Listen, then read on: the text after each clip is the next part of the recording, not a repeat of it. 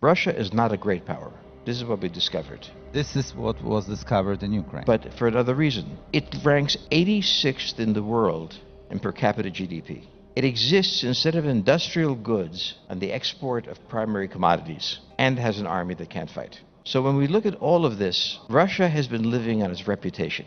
I think the Western Europeans do share the opinion that I have, but they like the lever of regarding Russia as a dangerous great power. By doing that, they create the justification for pulling out from the war. A justification that's not built on a military analysis of what's going on, a justification being that they're even less great powers and they want to be left alone to make a living. I understand that. But we really have to redefine great power. I mean, China is sort of a great power. Its economy is falling apart and has been doing so for an extended period of time. Its navy is still bottled up in the South China Sea. They're constantly threatening to invade Taiwan, which they can't because it takes 9 hours to cross the Taiwan Straits, and the United States may use missiles on these boats. And anyway, I mean, if you're going to have an amphibious assault, do it as a secret, not announce it constantly.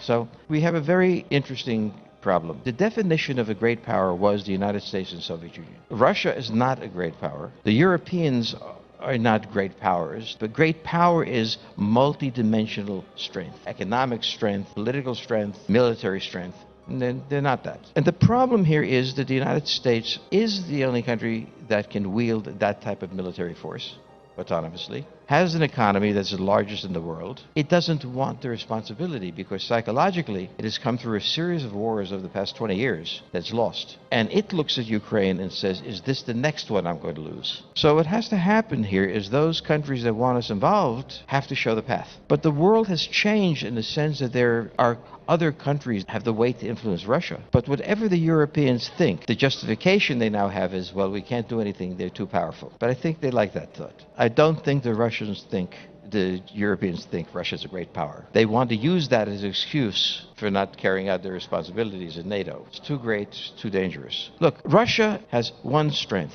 the export of natural gas. I'll remind you of the Arab oil embargo of the 1970s, which was very telling and hurt a great deal and everything, but it did not make Saudi Arabia a great power. Russia's in that position. It's got levers, but not sustainable. The problem that everybody has is they're looking at the Ukrainian battlefield and trying to visualize how does it end. In World War II, we knew how it ends. We didn't know if we could do it, but we knew how it ends. This is a war that we can't really define the end, and that's the problem. Because reasonable statesmen will look at this and say, how does this end? In the 1970s, we argued that the Arabs were now world powers. Russia is a power. It can cut this supply of fuel, cut various other supplies. But at the same time, it cannot achieve a goal against, a third-rate power, Ukraine, and is bogged down close to its border, unable to execute.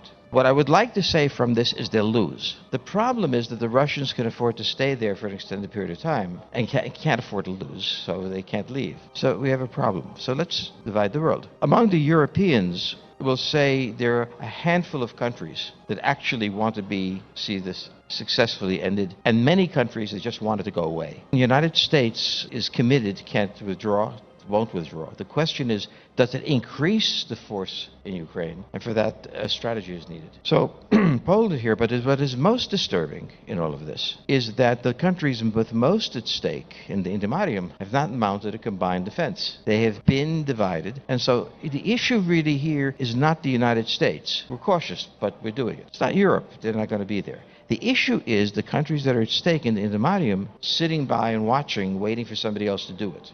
So this region must take responsibility for its near abroad. And that's a difficult thing to do. So I think East Intermarium needs psychological help. We will bring in psychiatrists to tell them that the opinion of France really doesn't matter. You are sitting here on the border.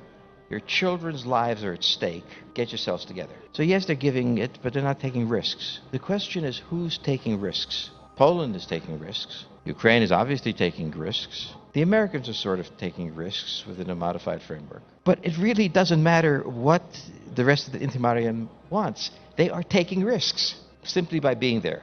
And this is the idea that if I don't believe I want a risk, then I won't take one. France can afford to not take one. You cannot be a great power without having an economy. The area from the Baltics down to Romania is about 84 million people, not a trivial amount. It has the possibility of being a serious economy. China has now reached a point that the United States reached with the Great Depression, that Japan reached with the economic crisis, and now it has built for 40 years an economy. And after 40 years, you are going to have a business cycle, and it's down. So the question in the world is, where is the next low-cost exporter of goods? And I believe it's the Intermarium. The Intermarium has low wages, extremely educated people, entrepreneurial in nature. It has two problems. Governments that think they're businessmen are getting involved in it, and the EU. It is almost impossible to be entrepreneurial under the regulations of the EU. The EU was built for large, mature economies. Developing economies, such as exist in the Intermarium, are not considered the key thing. You need to have the ability to take investment easily. You need to have the ability to sell to many markets without rules. And you need to have less rules and everything else. My view of the Intermarium is not, it started as simply a military alliance. It's now changed to something in addition to that because of China's decline. Where in the world? There's always some place. Where is it? I don't know of any other place but Eastern Europe. From my point of view, the EU is an unsustainable entity. Even Italy can't live within the foundations of it. But it is a wonderful way for Northwest Europe to control export markets and send it. Germany exports 1/2 of its GDP. It's an enormous amount.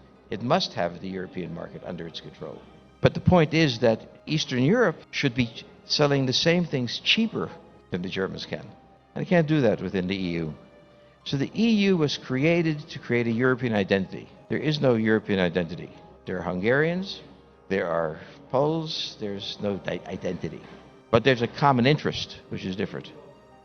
So my view here is that Poland, as the largest country, in some ways the most advanced economically, must take the lead, not by having a government program, but by our businessmen buying the businesses down in Bulgaria and building on them.